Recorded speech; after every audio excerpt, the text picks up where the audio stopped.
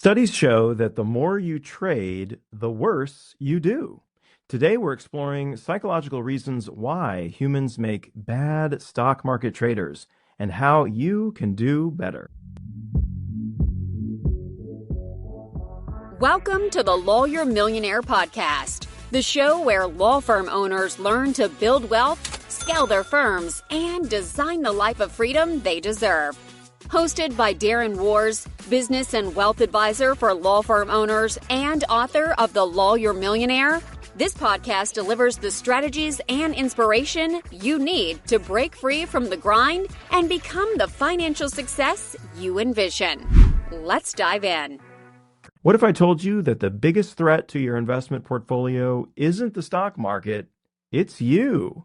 Hey, friend, and welcome to the Lawyer Millionaire Podcast. I'm excited that you are here today, and I'm here with you in the studio. So come on into the studio, and let's have a chat about stock market investing. You know, this is kind of the culminating topic almost of our current book club read this quarter in the Lawyer Millionaire Masterclass Book Club. We're reading A Random Walk Down Wall Street. And if you haven't been following along with us, don't worry, it's not too late. Go grab your copy. This is really one of the best books on investing that money can buy. I lie not to you. So we've been taking some lessons from here this quarter and talking about it in our book club, which, by the way, if you're not a member of the Masterclass Book Club yet, you owe it to yourself to join. It's a great time. We have a great community of over 100 law firm owners, and you'll get to read some incredible books and connect with some really, really incredible people and grow your network, become a better business leader, grow your revenue, all of that. So check out the show notes for the link. Today we're talking about behavioral finance. What is behavioral finance? Well, you know, people are not as rational as economists assume. Now, you may recall, if you've been listening to the show on a previous episode in this, along with this book, you know, we talked about the efficient market hypothesis. The efficient market hypothesis says that it's not possible to consistently outperform the market or to pick winning stocks or pick stocks that are undervalued and experience a gain on the market ahead of the crowd because markets are efficient. And what that means is that you can't find mispricings. You can't find stocks that are undervalued in hopes of them becoming overvalued. Maybe you once could when stock markets were less efficient, but today stock markets are highly efficient. It's impossible to take advantage of information, of patterns, of all kinds of different things to gain an edge. But we also talked about the biggest bubbles in history. We talked about Wall Street. We talked about in the 1920s how stock prices were going higher, irrationally high, way out of line with any kind of rational valuation, and to the point where they eventually crashed and burned, and you had the Great Depression and all of that ensued. And that was not a one-time thing. That history is littered with examples. The dot-com bubble and the mortgage housing crisis and the meme stocks over and over again. There's always a bubble somewhere. So how do we reconcile these things? How do we reconcile the fact that markets are efficient and yet they are highly irrational at times? Behavioral finance theorists believe that market prices are highly imprecise. In other words, they're always incorrect. However, it's impossible to know in the moment whether stock prices are too high or too low. And behavioral finance theorists also posit that irrational trades tend to be correlated. So efficient markets would argue that, some investors are probably irrational, but, they cancel each other out. This guy thinks this stock is worth more. This guy thinks it's worth less. And in the markets, it all is a wash. Well, what we actually find is that people tend to behave similarly.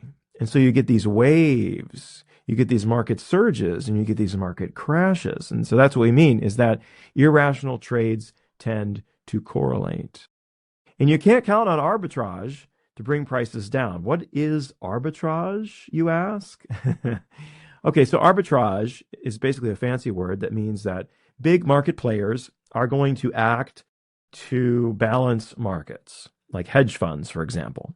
Well, how did that turn out with the hedge funds that were betting against GameStop in 2021? Ow. So, this is going to happen. And by the way, institutional traders tend to just go along with the flow. They don't bet against the market. Usually, there's a few outliers. There's a few that do. But by and large, they go with the market. Hedge funds were net positive owners of dot-com stocks in the dot-com bubble and net sellers in the subsequent crash. No one's getting it right. Okay. And that's why this matters for you, right? First of all, just to become a better investor, this is important to know about. But more importantly, I am passionate about this because you are a target. Yes, you, my friend, if you're listening to this show and you're a law firm owner, you're a target. You're a high income earner, and high income earners are high stakes. They're targets. You're a target of bad actors. And let me tell you, there are a lot of bad actors today, people that are making up all kinds of things. You see it in social media. You see it all over the place. You see people being conned into financial schemes and abuses and, getting swayed by people who think they can time the market or pick stocks. And if you're making a high income, you are a target. And I got news for you. Even the professionals are prone to these biases. That's right. Your financial advisor is prone to these human behavioral biases just like you. And by the way, these same biases show up in how you run a law firm. So it just so happens that becoming a better investor will make you a better business leader. And that's what's probably forefront on your mind. Let me give you a little story. There's a guy named Bill Wang. Maybe you remember him. 2021, not too long ago. He was the founder of a fund called Archegos Capital. He built a fortune of $20 billion using extreme leverage. You may remember the story. It was splashed across the headlines. He used borrowed money. Okay, margin, leverage. This is how most of these stories end badly, okay? He used borrowed money to make concentrated bets on a handful of stocks. Okay, right there. Hold the phone. You're doing all the wrong things. Concentrated stocks, a handful, you're not diversified, you're betting on margin. We know how this story is going to end. Well, at its peak, he had more than $100 billion in market position. So this worked really well. He was good. He was great. He was doing really, really well. And as we have mentioned on this show before, there are people who do time the market and they do really well. The problem is they can't do it consistently. And the number of those who do is what we would expect, right? The performance of traders follows a bell curve distribution, which is the same exact pattern that we would expect from random chance. And with random chance, as you know, in a bell curve distribution, most of the outcomes fall in the middle, and you have some way on the negative side, and you have some way on the positive side, and those are called outliers, but they do happen. Now, to take an outlier and base your entire investment thesis on an outlier is a big logical fallacy. That's a big mistake. Anyway, stocks dipped, margin calls cascaded, his fortune vanished, get this, in 48 hours. Vanished. Gone. All the billions of dollars, gone. And top it off, he was arrested and charged with fraud. So, this is important. Okay, what are the behavioral biases? Okay, I'm going to give them to you. There are five behavioral biases that we are prone to as human beings, that you are prone to. And here's the kicker. You don't even realize it. You don't even know it. And it's like, I can't think of a great example, but it's like you have a problem and you don't even know it, right? It's like trying to convince an alcoholic that he's an alcoholic. We have this problem and we don't even realize it, and we don't want to even admit it. The first one is overconfidence. Overconfidence. Overconfidence is the tendency to think that we can beat everyone else, that we can do better than everyone else. Okay, that we can do better than the crowd. And in markets, it's the tendency to think that we can outsmart the market.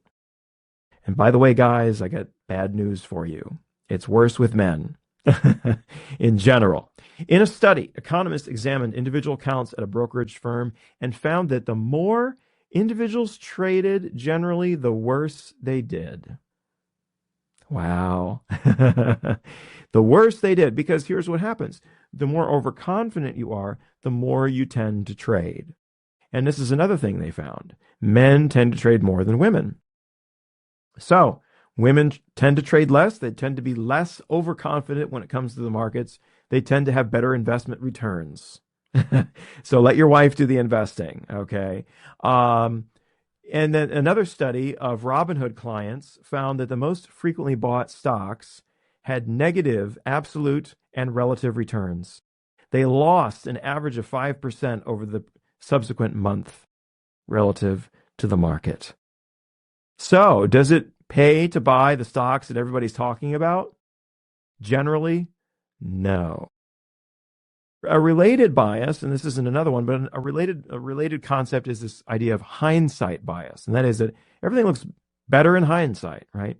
And the reason for that is our brains are biased to remember good outcomes and not remember bad ones, or rationalize away bad ones. And so we tend to remember the good stocks that we picked. Oh, I made a killing in this one. But we tend to forget the ones that were losers, or we tend to rationalize them away. Oh, that was just because blah, blah, blah, blah. Well, how does this connect to you as a law firm owner? Well, overconfidence can rear its ugly head as a business owner as well. As business owners, we tend to be very overconfident, and we tend to think we can outwork, outsmart, outthink anyone and any problem. It leads us to put more on our plates than we should. It leads to a failure to delegate. It leads to burnout and stress. And it leads to taking risks that we maybe shouldn't take, right? It leads to this growth epidemic. I'm going to use those words. Because everybody wants to have a $10 million business these days. And, the reality is, only a handful of us are going to get there, right? Because there's a combination of things, some that are in your control and some that are not. There's a good deal of luck, that comes into creating a highly successful business. Okay, that's number one, overconfidence. And number two, I'm glad we talked about the connection to law firm ownership, because this leads right into it. And it is the illusion of control. Very related to overconfidence is the illusion of control. Number two, the illusion of control it's a bias of judgment where investors are convinced that they can control outcomes. As human beings, we're often convinced that we can control things that are completely beyond our control, whether it's, crazy things like, completely unrelated events. Every time I get a cold, there's a rainstorm, or I don't know, things that could be completely crazy like that, or things that are not as crazy. But this is a real human tendency, and it's a little bit freaky. So I'm going to actually read you a little story, and this is going to blow your mind. Okay. Each year, and this is right from our book that we're reading, each year, a statistics professor begins her class by asking each student to write down the sequential outcome of a series of 100 imaginary coin tosses. One student, however, is chosen to flip a real coin and chart the outcome. The professor then leaves the room and returns in 15 minutes with the outcomes waiting for her on her desk. She tells the class that she will identify the real coin toss out of the 30 submitted with just one guess. With great persistence, she amazes the class by getting it correct. How does she perform this seemingly magical act? She knows that the report with the longest consecutive streak of heads or tails is likely to be the result of the real flip. The reason is that when presented with a question like, which of the following sequences is more likely to occur, heads, heads, heads, heads, heads, tails, tails, tails, tails, tails, or heads, tails, heads, tails, heads, tails, despite the fact that statistics show both sequences are equally likely to occur, the majority of people select the latter, more random outcome. They thus tend to write imaginary sequences that look much more like heads, heads, tails, tails, heads, tails, heads, tails, than heads, heads, heads, heads, heads, tails, tails, tails, tails, tails. This goes to what we think randomness should look like, right? And we talked about this. When we talked about technical analysis, right? Our tendency, our proclivity to find patterns where none exist. And yes, randomness can produce patterns, and it can look like it's predictable when it's actually not. And those streaks happen in markets, a series of streaks of positive movements, and we'll think, oh, the market's on a trend. There's an uptrend. Well, here's the thing. Streaks and trends eventually end. And we have a concept called reversion to the mean. Psychologists have long identified the tendency for individuals to be fooled by the illusion of control. I'm going to read you one other study here. And that is this. In one study, subjects were seated in front of a computer screen divided by a horizontal line, with a ball fluctuating randomly between two halves. The people were given a device to press to move the ball upward, but they were warned that random shocks would also influence the ball, so they did not have complete control. Subjects were then asked to play a game with the object of keeping the ball in the upper half of the screen as long as possible. In one set of experiments, the device was not even attached, so the players had absolutely no control over the movements of the ball. Nevertheless, when subjects were questioned after a period of playing the game, they were convinced that they had a good deal of control over the movement of the ball. I love that. It's so mysterious, right? The illusion of control. Boy, our minds do play tricks on us. And how does this connect to you as a law firm owner? Well, we often have this illusion of control in our business. And it leads to the same things, burnout and stress, because we think we're responsible for everything. And you know what? A lot of success in business is pure luck. Being in the right place at the right time, when preparation meets opportunity. We tend to think if we just work harder, we can control the outcome. But we need to respect luck and give luck the time it needs to operate in our lives. Put yourself out there and let the opportunities come to you. It's less about controlling the outcome and it's about doing the activities that will generate success. Okay, bias number 3 is herding. You may have heard of herding like a herd of cattle, right? The wisdom of the crowd. The wisdom of the crowd is great in creating an efficient market, but the wisdom of the crowd often goes off the rails, too high up or too far down. Generally, it works, but sometimes it can go way off. And an even further aspect of this is groupthink. So groupthink takes herding to another level, but groupthink is a great example of herding. In groupthink, members of a group reinforce each other into believing some incorrect point of view. And there are so many studies that have shown this. Okay, let me just read you one here. It's so fascinating. Okay, let's see. Here it is. The lines. Okay. Sociologist named Solomon Asch was one of the first to study how group behavior may lead to incorrect decision-making. During the 1950s, Asch conducted a famous lab experiment. A group of participants was asked to answer a simple question that any child could answer correctly. The subjects were shown 2 cards with vertical lines, such as the cards shown below. The card on the left showed 1. The subjects were asked which line on the card on the right was the same length. 7 subjects participated. But Asch added a diabolical twist to the experiment. In some of the experiments, he recruited 6 of the 7 participants to deliberately give the wrong answer, and to do so before the 7th participant had a chance to express an opinion. The results were astonishing. The 7th participant would often give the incorrect answer. And he goes on to say, it's not only about that, the social pressure, but what they did is they looked at the brain while this was happening. What they found is that the area of the brain related to spatial awareness was what was being triggered. And so what this means is that not only can peer pressure affect our decisions and herd behavior affect our decisions, it can also affect our perception of reality. So it's very important to stay grounded. Don't do something else just because everyone else is doing it. And there's so many examples of this in business, copying someone else's marketing, fads, etc. Build on what works for you and use data to support it. The 4th bias is loss aversion. Loss aversion means that losses hurt more than gains. Well, duh, but in magnitude. So they've actually quantified this. The pain of a loss is 2 times more than a similar gain is pleasurable, right? So a 1% loss, the pain from that, the emotional pain from that, is far more than a 1% gain is pleasurable. The magnitude of the feeling. The loss feels stronger than the gain.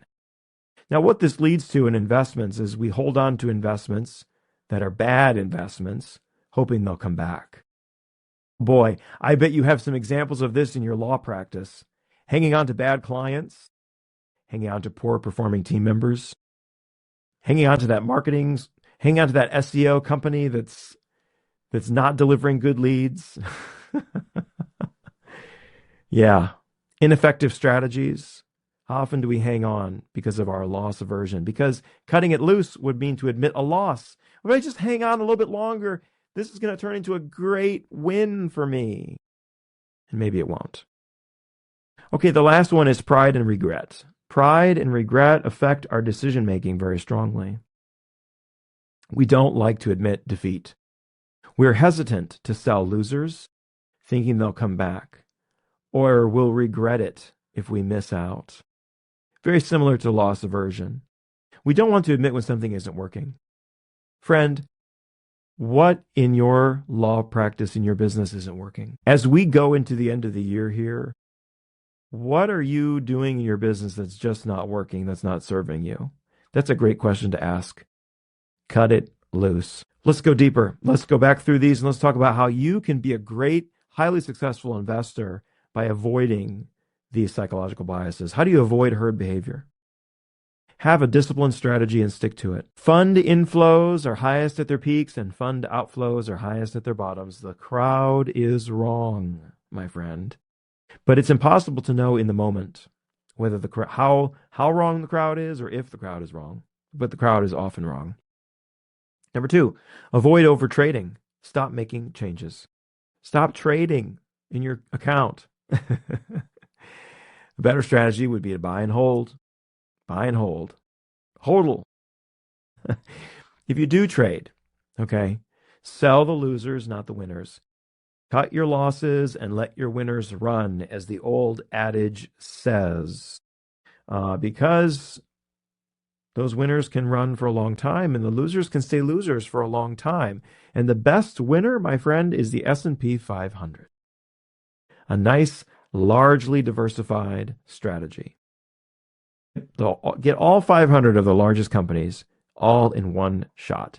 And lastly, avoid investor tricks. Here's a few investor tricks. IPOs. You know the only one who benefits from IPOs? The investment bank. And the original shareholders, probably. Numerous studies, study upon study upon study, has shown that in general, IPOs lose money during the first few years. They're not successful investments. Now, sure, maybe they are unicorns. Maybe they go on to become unicorns. Google was once an IPO, but Google is one of thousands, right? So take it with a grain of salt. Your odds of picking the next Google IPO are very low, friend. Number two, stay cool to hot tips. I know your aunt or your uncle, they've got a hot stock that they want to tell you all about. These are overwhelmingly likely to be the worst investments of your life. And don't take hot stock tips from financial advisors either. While we're at it, they don't know jack shit either. And I can say that confidently. I can say that confidently on the back of science, on the back of study after study after study that demonstrates and proves this. If you have a portfolio that is stock based and it's not well diversified, and you're working with someone who's picking stocks for you, this may work for a time, but there will come a time when it doesn't work. And more than likely, it hasn't been. Number three, don't trust foolproof schemes.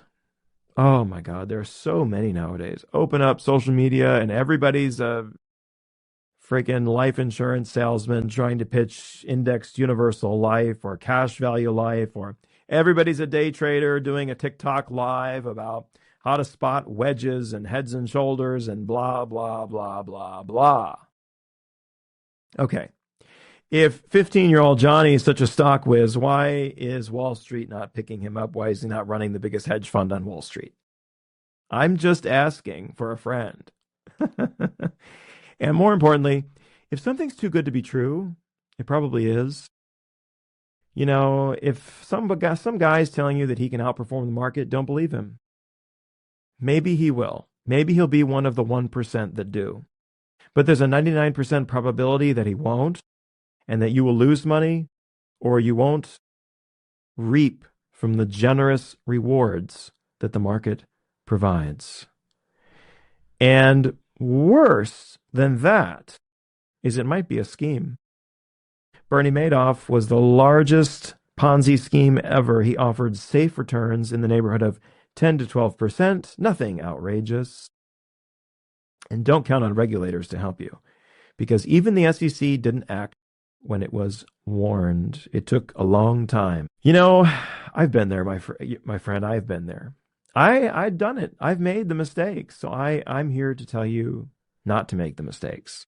I've tried to time the market. I have tried out countless market timing strategies, newsletters, systems. I've tried them. I've tried almost all of them. I can probably, unlikely. There are so many, but I've tried a lot. And let me tell you, they don't work. They just don't work. They sometimes work once in a while, but most of the time they don't. And most of the time you'll be sorely disappointed. You might get that 1 year where you beat the S&P 500. But if you significantly outperform the other 9 years, is it worth it? Heck to the no. I don't have 20 years to sit around and wait for some investment strategy to finally start working. I need the market's returns now. That's the tragic result, is missing out on the generous gains of the stock market, and you can't go back in time. I want to save you from that, friend. Here at The Lawyer Millionaire, we help law firm owners like you become better investors and better business leaders as well. I want to help you too. We're your one-stop shop for all your business and financial planning needs, and part of that is managing your investments. Our approach is based on the timeless, proven strategies of passive, long-term index investing, of modern portfolio theory, and efficient markets. Our approach is simple, straightforward, and low cost, because that is what is best. And that's only part of what we do. When you work with us, you get an entire team. You get an entire financial and business team under one roof. We're your one-stop shop. We're your family office. You get the whole team. You get the squad. You get a financial planner. You get an investment advisor. You get a CPA and bookkeeper. And you get a business advisor. All on one team. And what's beautiful about that is no more juggling between different advisors, no more going back and forth and everybody's giving you a different answer. We're all communicating together, working on your behalf, saving you a ton of time and money. If this episode made you realize that you might be leaving money on the table, or worse, sabotaging your results when it comes to your investments, or even worse than that, working with an advisor who is sabotaging your results. It's time for us to talk. Don't let another year slip by. This is the perfect time to book some time. Book a call with me today, and let's put the right strategies in place for you to grow your wealth and to grow your business. And if you want to connect with other law firm owners doing just that, join our Lawyer Millionaire community. The link, as always, is in the show notes. Well, that's a wrap, my friend. And remember, the ultimate form of wealth is freedom. I'm your host, Darren Wurz. This is The Lawyer Millionaire. I'll see you next time. Are you a law firm owner looking to build real wealth and break free from the daily grind? On the Lawyer Millionaire podcast, we share practical strategies to grow your practice, maximize profits, and create the financial freedom you deserve. Join host Darren Wurz as he interviews top experts and successful law firm leaders who share their secrets. Don't just practice law, build a legacy. Listen now to The Lawyer Millionaire wherever you get your podcasts. The Lawyer Millionaire podcast is for informational and educational purposes only. It is not intended as legal, tax, or investment advice. Listeners should consult with a qualified professional before making any financial or business decisions. The views expressed by guests are their own and do not necessarily reflect those of Darren Wurz or Lawyer Millionaire Wealth Advisors.